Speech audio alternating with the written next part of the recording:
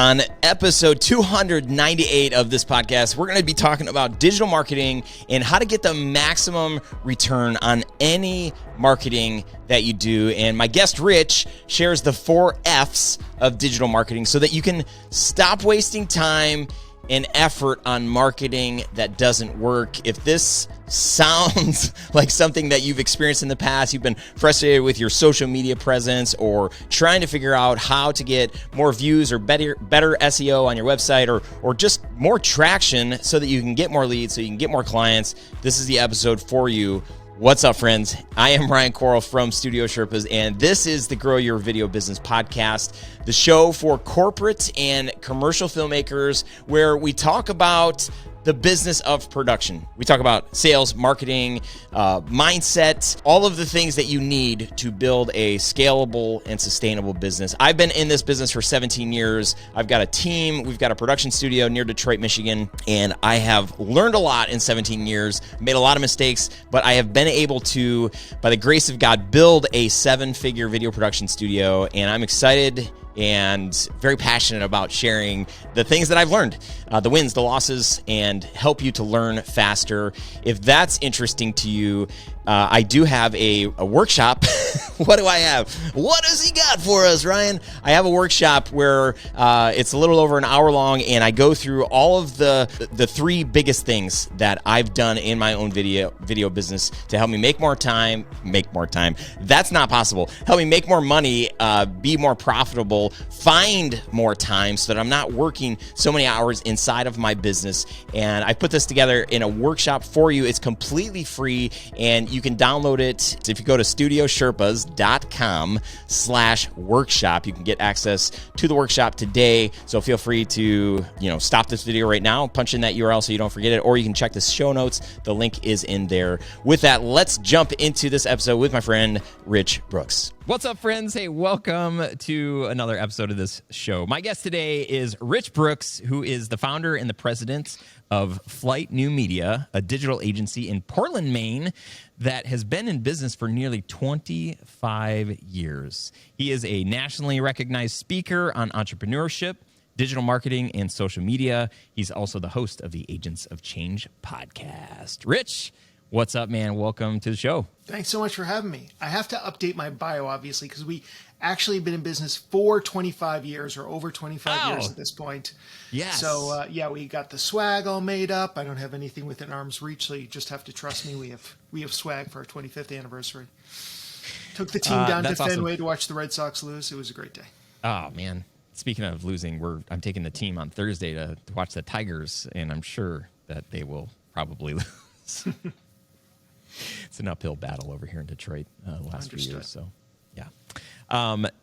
25 years. Is that so I was listening to a recent episode of your show, and you were trying to figure out, like, what do you call episode 450? So is that like the, is that the centennial? No, that's like what do you call the 25? It's the 25. Is there even a name for the 25? Biennial. A tennial. I mean, like, there's obviously, you could do the wedding anniversary thing, and that's like silver anniversary or something like that. But I don't know if there's a name for 25th anniversary outside of 25th. I was looking for 450, and there really is no good name for it because it sounds too similar to another one of the whatever 50th anniversaries out there. I did enjoy. It was great meeting. So Rich and I, we met at the Social Media Week Lima. Thank you to our friend Jessica, who invited us to both speak at that event. We had good conversation there. Your talk was awesome. I'm grateful to be able to get some more time with you. I have, for the longest time on this show, I've had mostly a hate relationship with social media, except for the first 7 to 10 years of my business, where we were very niche down. We were very focused with our marketing. I was writing blog posts. We were posting new work, and it was all around the wedding industry. We were creating these gorgeous wedding films, and so it was so easy. We knew who our target was. People were just eating up these love stories that we were sharing, and they would get tons and tons of views. You Google us, we were always on the first page. Then in 2012, we transitioned the business to work with businesses and really figure out like what does corporate storytelling look like for businesses? How can we make emotive films for businesses? And I had this mindset that I was like, yeah, let's just take what we did for our wedding clients and make, these beautiful stories for businesses and nonprofits. And we have created gorgeous pieces and wonderfully, just awesome stuff. But we've also done like lots of stale pieces. But what I found is that our approach to marketing, more than a decade ago worked. And then when we transitioned to working, with businesses, we couldn't do the same things. And so I got super frustrated because we were on Facebook, we were on Twitter, we were on LinkedIn. It was just like not really a good place to be to try to get business back in 2012. It just didn't work for us. So I was spread thin, and finally was just like, I'm done like trying to figure out the social media thing for being a video production company and trying to find businesses that want to watch the videos that we're posting, because the work, we feel like the work that we do is gorgeous, but it just wasn't sticky like the wedding films that we were doing. Anyway, I've really been frustrated and annoyed with social media for the longest time, but I'm grateful for people like Jessica who have brought us together and have given us a new perspective, given me a new outlook on social media. And we're actually trying some stuff. But for those who are listening, they're probably like, Ryan hates social media. Why does he keep having on all these people that talk about social media? Wait, so before we go any further, I just need to say, so I was an early adopter to social media. For anybody who's 25 not watching years. Video, I was an early adopter, and I was a big proponent of using social media because it was so new. These days, I mean, what I talk mostly about is digital marketing, which is a bigger umbrella. Social media is a part of it, but to be honest, for most of our clients, like, we don't do a whole lot of social media work for them. Unless it's on the ad side. So I'm definitely, in B2B, I'm helping like a lot of your listeners. I'm helping other businesses succeed, right? So I need to think a lot about what are the needs of those people, and then where do I go? So a lot of it's driven by that customer journey. But I am not the guy who's like going to die on the hill of social media. Like, this is something that even my Instagram account is like a personal account for me. I don't follow all the rules of the gurus. I'm always more excited about creating video or blogging content and thinking about SEO than I am actually about do I look pretty enough for Instagram? Yeah. Well, you do, man. I mean, thanks. I really appreciate that. Yeah. That's what I was going for. Fishing for compliments. So tell me about, like, what is it that 25 years into this work, congratulations, by the way, that is an awesome milestone, especially in this kind of work, because the landscape is complete. I mean, so it's just laughable to think about what things were like 25 years ago. I'm sure the stories that you have of like...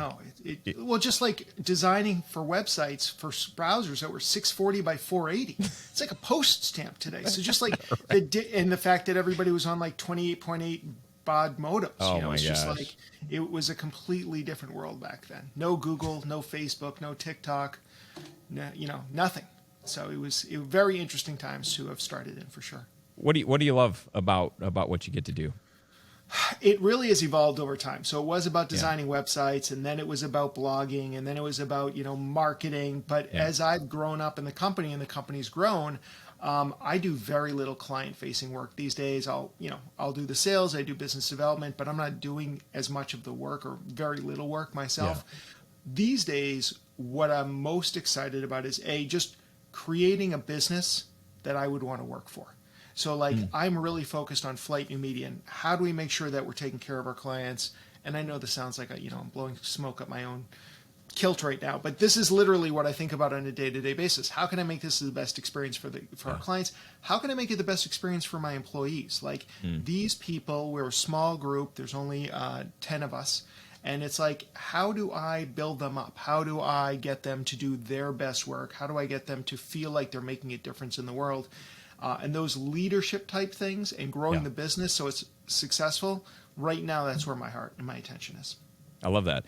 That's great. So, for me and our listeners, that's what we're trying to do. A lot of us, like the first however many years of the business, we're doing the things. It's super fun. But then at some point for a lot of us, we're like, okay, like, it's time for the next phase of the business. And what do I want that to look like? And part of that is like having a team and like being able to delegate some of the things. So what would you say is like one of the best things or experiences that you've created for your team in order to grow a team? Because I would say like that's probably like one of the hardest things to do, like to make your first hire and then to like keep that person like wanting to work for you, keep them enjoying what they're doing. And then like, to grow as needed from there is super, super hard. So what have you found that has worked really well? Well, I don't think that you want to grow I didn't want to grow just for the sake of growing. I didn't want to just say that we're going to hire people because, like that makes us better. Because to be honest, sometimes you hire people and it's a bad thing for your company. You hire too many people for whatever the case may be. Been there. So, I really think about like if somebody who's listening is looking to grow the business, it should be for a good reason. Like they're tired of doing a certain type of work or they're not good at it. I'm terrible at operations. I'm not so great at HR either. So these were roles that I was looking to fill. Also, when I first started designing websites, anybody could design because the tools were so rudimentary. But after a while, when the tools got better, everybody realized I was a terrible designer. So, then I had to hire for that role. Paying a competitive wage, but also giving people the freedom, especially in an industry like ours, like giving them the freedom to really self-actualize. If they want to do video production, to do video production. If they want to be writing scripts, to write scripts. So finding the opportunities for them to really grow into a role, even if that means they're going to have to move on at some point. These are some of the things. And for me, we're a small company. I can't pay as much as like giant agencies, but having flexibility in the workplace and making sure that everybody understands that the work they're doing impacts our bottom line. These are all things that have helped attract high quality employees to Flyte and then also help keep them there. And I've got people who have been here almost for the whole run.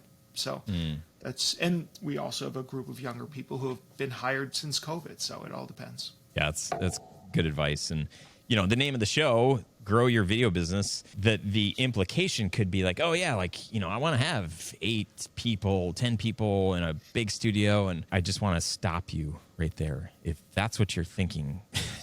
Right. And that's fine. And that works for certain people and certain business models. I was there, close to 10 years ago. That's what I thought I wanted. It's like, I'm reading more books and going to seminars and workshops. And I'm like, yeah, like I just want to grow and I want to become really big. And then I realized like, especially when I was having to manage all of those people, I was like, this is not good. So unless you have somebody that person's job is to manage the people, think small, like maybe hire one person, maybe 2, but like as soon as you like start hiring more, you have to manage them on top of doing the other things that you do. So growing your video business or whatever business that you're in, my thought is that like, man, like grow in a way where you can work less, right? Be more efficient. Or just focusing on the things that you love doing the most. Growth can mean so many different things. You could be talking just about growth of revenue and profits. You could be talking about growth in terms of personnel. You could be talking about growth in terms of the kind of video you want to be creating. Maybe you can't create the ideal video that you have in your head on day one of your business, but if you keep working, going down a specific niche, maybe you'll find that kind of work, or you'll develop a need for that kind of work. Maybe it's something in VR or drones or just something interesting that's going to work for you. So growth can mean a lot of different things to different people. Yeah, love that. Well, I want to jump in. I know one of the things that you talk about is the Remarkability formula. And this is one of those things that, in this community of filmmakers, we push very similar, like-minded to Jessica in a community that she's built. We're about building a community, and we know that we're better together. And, there is, quote unquote competition out there, but if we can help and have a mindset of abundance and just think through like, okay, what do I need to do to be the best version of myself so that a client can see that and be attracted and drawn to that. And then like not our ideal client would see that and be like, nah, not for me. Right. I think that's kind of the special sauce in all of this. So talk to us, like teach us, tell us all the things. What is the Remarkability formula? So, I mean, obviously that was the topic I spoke on when we were out in Lima, Ohio. Yeah. And it didn't take me 25 years, but after a long time of working with different businesses, what I realized is that so many businesses either think that people are obligated to give them work, or they just think that they're incredibly special, but they don't have either they're not, or they don't have a good way of communicating it. So a lot of my initial work when I'm working with a client, and this is probably very similar to the way that your audience either is or should be talking to clients right off the bat, is just trying to get a better sense of who they are. So as I'm talking to these clients, I'll often recognize, try and pull out from them what makes their business stand out. I talk about the word I use the word remarkability because I love the word and it resonates with a lot of people. But when I'm talking about this, what I'm really talking about is, nothing new on it's the unique selling or value proposition or the blue ocean strategy. It's like, what makes you unique? And I feel that when you go through this process that I'll explain in just a minute, what you end up with is a very clear understanding of who your ideal customer is, and how to create high barriers to competition. And then also, when you've done this work, it makes your marketing so much easier and more effective. So that's really the goal. Like, we all know that we're supposed to stand out online, right? But how exactly do you do that? So that was the impetus behind the Remarkability formula. And I basically identified what I call 4 lenses that you can shine a light on your own company, your own video production company, to get a better understanding of what makes or could make you remarkable. And those 4 lenses I've named Find, Focus, Forge, and Frame. And I'll kind of explain what each one is and then be happy to kind of do a deeper dive into anyone you find interesting, Ryan. Find is just about identifying something that's already in your business that your customers love and find remarkable. Focus is all about niching down and becoming the only person in your industry to serve a specific clientele with a specific pain point. Forge is about creating something extrinsic to your offering, but is still in alignment with your mission and values. And then Frame is just about repositioning what you already offer in a way that would attract a new audience or show more value to your current audience. So it's Find, Focus, Forge, and Frame are the 4 lenses that I use. Well, that's great, man. Thanks for coming on the show today. Really appreciate it. Hope our listeners got a lot of value. We got the 4 things. That's all we need. Good night. Right, exactly. I crack myself up. Can you just help me here? You used a word that I don't really use. Intrinsic? Extrinsic? Extrinsic. So the opposite of intrinsic. So basically something that's not part of your offering, something that would be extra or outside of it. So one example might is my podcast name, and when there's not a global pandemic, my conference name is the Agents of Change. It is a digital marketing conference, kind of for the do-it-yourselfers out there. And so basically, I bring 300 to 400 people together in Maine, which is a challenge in and of itself, to listen to a bunch of great digital marketers speak. And I get up on stage. This was one way that I'd always get a speaking gig, right? Is throw your own conference. And so when I'm up on stage, people see me as the MC and like lead speaker at this conference, but they also see me at the booth for Flyte New Media, which of course is a major sponsor of this conference. You do not need to attend the Agents of Change conference or listen to the podcast to hire Flyte New Media. Likewise, you can go to the conference and never hire us. But basically, this is still the conference, and what Flyte does is very much in alignment. It's all about digital marketing. And so very often when a new prospect or business comes to me and we're talking, and I always ask the inevitable, how did you hear of us? Very often they'll tell me, I went to Agents of Change for like 3 years and finally ready for a website or finally ready for SEO. And so that's something that's extrinsic, and it's remarkable. It also offers a very high barrier to competition. There are a lot of other digital agencies in town. Very few of them are going to try and put on a conference of that size and compete with me. Plus, I've made all these relationships around the country with people like you and Jessica and some of the other speakers, John Lee Dumas, Pat Flynn, Amy Porterfield, who have all spoken on the Agents of Change stage, and most of them have done it for free or an extremely reduced price.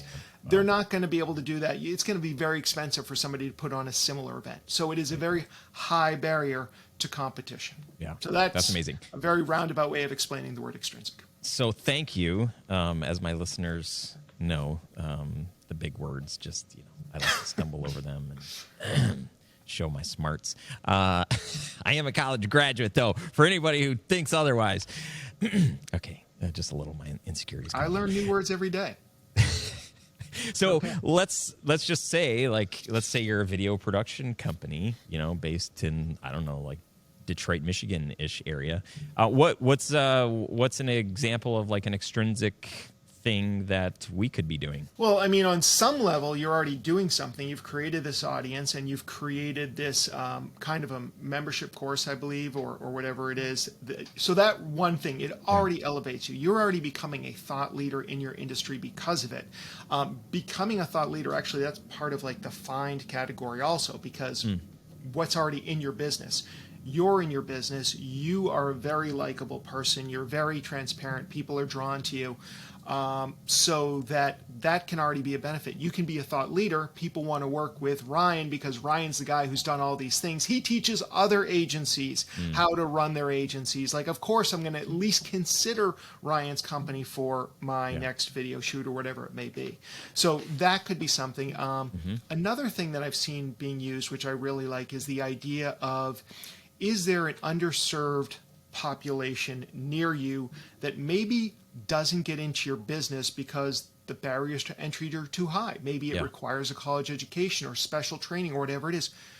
Could you partner with a local organization that works with at-risk youth or something like that, or a disenfranchised group, and teach them how to become editors, video production?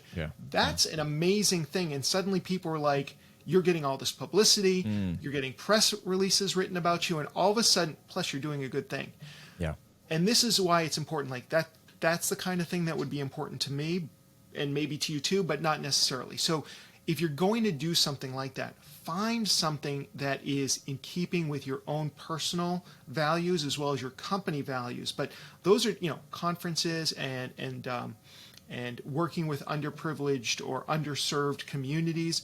Those are great opportunities for kind of doing something extrinsic, but can really help separate you from everybody else. And I'm not saying do it just because of that, because hopefully it's in your heart too. But, this is one of the benefits of doing something like that. Yeah, I love that. That's really good. I feel like the older I get, the wiser I get, and the more I also understand like my own strengths and weaknesses. And, I'm kind of uncovering like, man, some of my superpowers, I say some of my superpowers, like I have so many out of all of my superpowers. But I do have, I'm definitely drawn to people and groups of people. And, I'm a total extrovert. I love meeting people. I love finding out stories. I love, I go to a party with my wife and, I leave her in the dust as I'm trying to meet every single person there. And she wants just to have a meaningful conversation with a person. And I'm like, I'll have a meeting. I'll have speed dating for you though. Yeah, exactly. right. But that's I'm realizing that's this God-given thing that you can't create. So somebody looks at me and they're like, man, I wish I was more like Ryan. Like, no, that's just I'm just wired like that. I didn't it comes read a book easily and to you. Right. So in the same vein, as you're talking about events, hosting, I know some people might be like, oh my gosh, I would never want to be the center of attention. I would never want to be on stage talking. Something that I learned from, do you know Mike Kim? Oh, yeah. Love Mike. Yeah, he so, also spoke on the stage at Agents of Change. Of course he did. Man, I got to come to this event. Jeez, all these people that I'm Probably late September, October 2023, have not chosen a date yet. All right. I like it. But Mike invited me to an event that he hosted back in 2018. And I went to this, I met 40 people, and that's all that. And I was like, man, that's a kind of a small event, dude. I'm like, aren't you embarrassed that there's only 40 people? He's like, no, I keep it small intentionally. I'm like, okay, we'll see. And that was my favorite event that I've ever gone to. At that event, he shared this idea of hosting a breakfast. Get some business leaders, a couple of friends of yours, and then a couple of friends of theirs. Host it. We're fortunate that we've got this amazing studio, and we can actually have 12 people sitting around a table. And he said, do something like that. Just do something nice. And I feel is that sort of an extrinsic? It certainly could be, absolutely. And I know there was a video production company in town. They've since moved out of town, but they had some decent space, and they would host events just like this one. I remember seeing there was an Instagram one, and I think they were focusing more on the video side of things. But again, community involvement, especially because I think most video production companies, and maybe I'm wrong here, are going to be more localized. Like people tend to, I mean, we have clients from all over the country, but the majority of our clients could come to our offices if they wanted to. So, building more close relationships with your community absolutely would make a lot of sense and could be extrinsic. But again, you're looking for ideas that also create a high barrier to competition. So, so for me, it was the conference. If I were to just support a local softball team, well, there's 12 other softball teams, and my competition can jump all over that. There's no reason not to support a local softball team. But if you're doing this specifically because how do I become remarkable? Sponsoring a softball team may not be the right option unless maybe you're a baseball bat company, and then obviously it's keeping in alignment with everything else that you're doing. Yeah. Well, can we just dig into this a little bit more? Because I would love to. For me, I'm like, oh yeah, host a conference. Yeah, I'm hosting one for filmmakers next month. This is your last chance to get in if you haven't already registered. So, being on stage, I love that. That's super fun. Hosting a breakfast, having a bunch of people here, like I like that. But like, what might be another example for somebody that doesn't necessarily want a microphone in front of their face or doesn't want to be the center of attention on a stage? Sometimes, and I don't know what the equivalent for a videographer would be, but one of the examples that I use in my presentation is actually Ben and Jerry's. And Ben and Jerry's makes different flavor ice cream all the time, but they had one with all these different ingredients and pecans, and they called it Pecan Resist. And the $100,000 worth of profits from the sale of that particular ice cream went to fund progressive groups. I think everybody's familiar with Ben and Jerry's, but if you're not familiar with them or you don't know their political stance, they're about as left-wing, about as liberal as you can get. And they basically, this was after Trump got elected, and they're like, we're going to do everything we can to stop his, agenda. So this was how they supported it. Now, did some people not like that? Of course, some people were offended by it. But other people just absolutely loved the idea and went and sold out. And when you take a look at the social media engagement for the release of that product versus anything else they had ever done, including Cherry Garcia, or fish food, it just blew it out of the water because this was an interesting, controversial topic, keeping in line with their with their values. So maybe one thing, and I'm just kind of riffing here, could you create videos for a nonprofit for free that are keeping in alignment with what you're doing? I'm not saying give away your work for free necessarily, but maybe there are some types of jobs that you want to be taking on that could help move along a belief you have. And obviously nobody buys a MyPillow pillow because they want a better night's sleep. It's either because they're Republican that they're buying it, right wing they're buying it, or left wing they're never going to buy it, right? That's really what it comes down to. You can't buy a MyPillow pillow apolitically. You have to have chosen a side, right? So these are some things. And I'm not suggesting that everybody go political, but that is something that could be in alignment with what you're looking to accomplish in the world. So you said something interesting. I feel like the reason why it went so viral for Ben & Jerry's was because they called it pecan. Because what is pecan? I don't even know what that's. Like pecans? Like pecan. Like pecan. That's what you meant. Yes, but it's pecan resist. I'm just kidding. I've heard it both ways. Yes. Here in Michigan, at least where I'm from, I jokingly, like at holidays, I'll say, can you pass the pecan pie? And everybody laughs. Pecan pie! Yeah. Oh, that's good. Okay, probably not the reason why it went viral, but No. So two things that I want to share. One, like when we first launched our corporate brand back in 2012, we did a giveaway video for a nonprofit, and this was actually kind of a smart thing that we did. We said, hey, submit or nominate a local nonprofit that you support, that you love, their mission, that needs a story, that needs their story told. So it was like we were, digital storytelling. Brand stories, like that was our focus then, it still is today, but we were trying to get the word out that we were working with brands and nonprofits and just kind of this whole thing. And so it was cool because we had so many people sharing. Yeah. This is one of those the things that we did right on social. We had so many people sharing, and here's kind of like their mini story and why you should give the video to them for free, and it was awesome.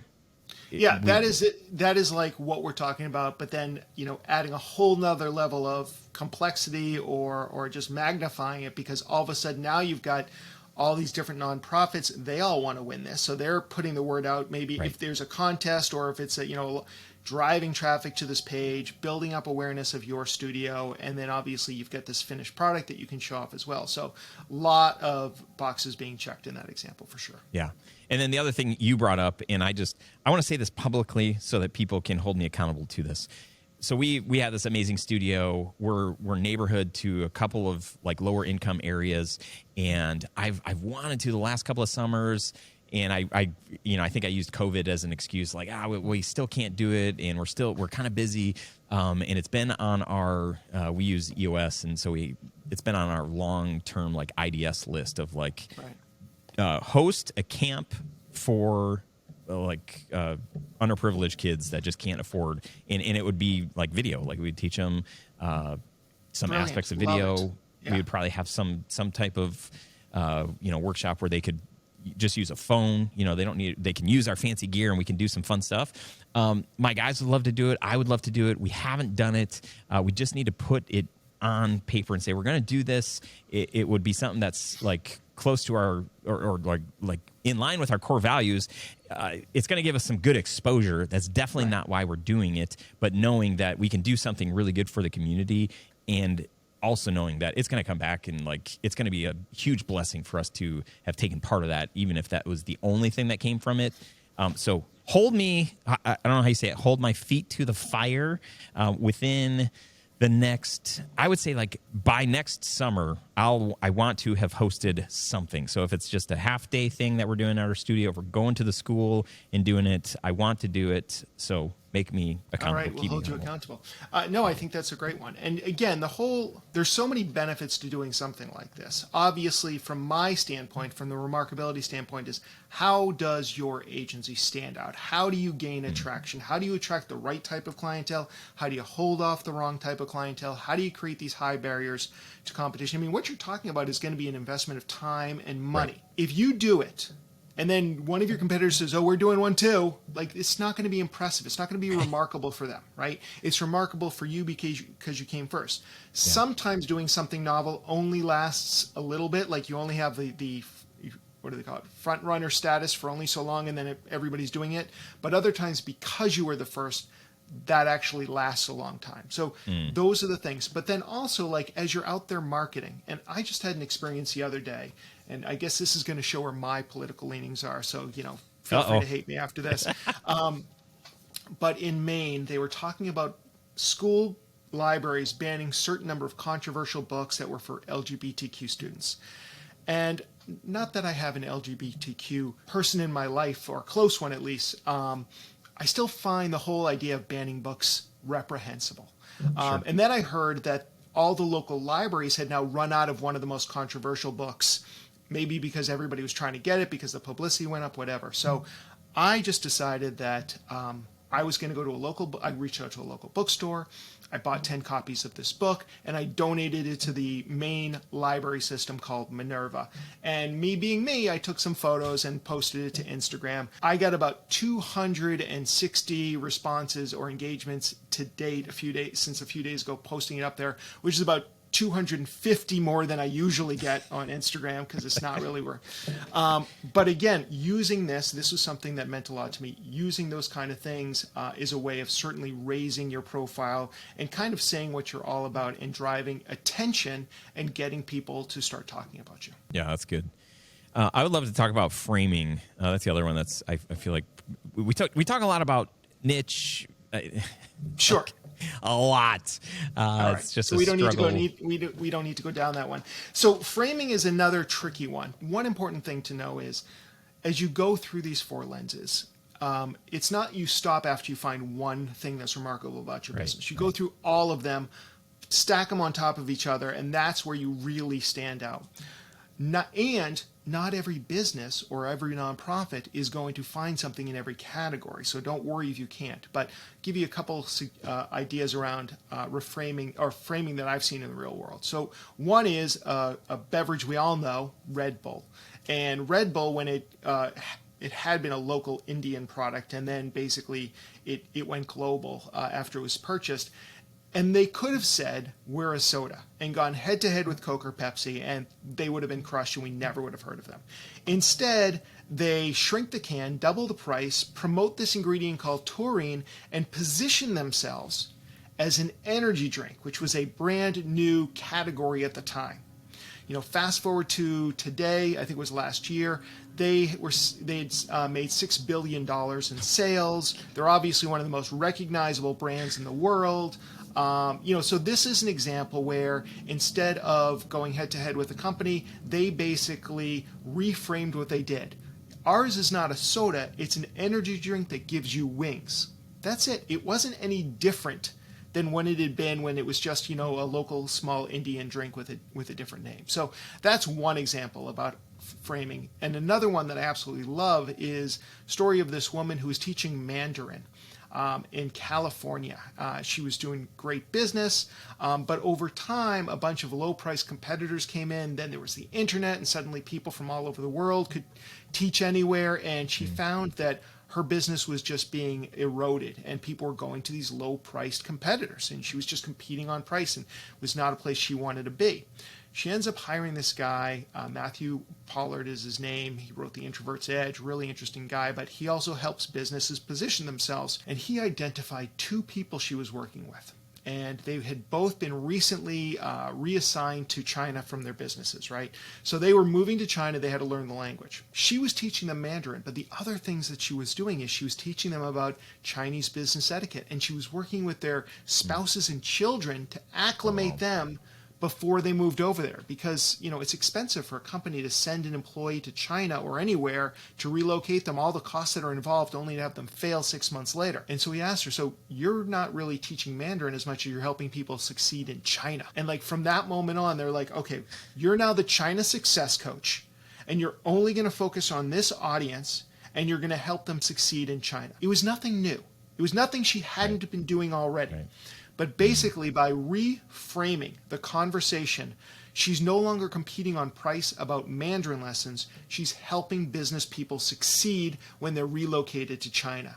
It's a much smaller audience, so that kind of does go into that whole focus or niching down area. Mm-hmm. But the way she's framing it shows the value to that audience. And suddenly her business is doing great, and she's only focused on the people who really need her help. So that might be one thing. That's second example, especially as you think about your clientele, maybe what can you shift so that you can provide that same value. I have a friend, Aiko, who is, she teaches she teaches English to Japanese people, but she repositioned her business, and now she is like, I'm going to not do it justice here, but something like with business, men and women, and famous people or something like that. And so incredibly niche down. She's able to raise her prices doing the same thing, same work.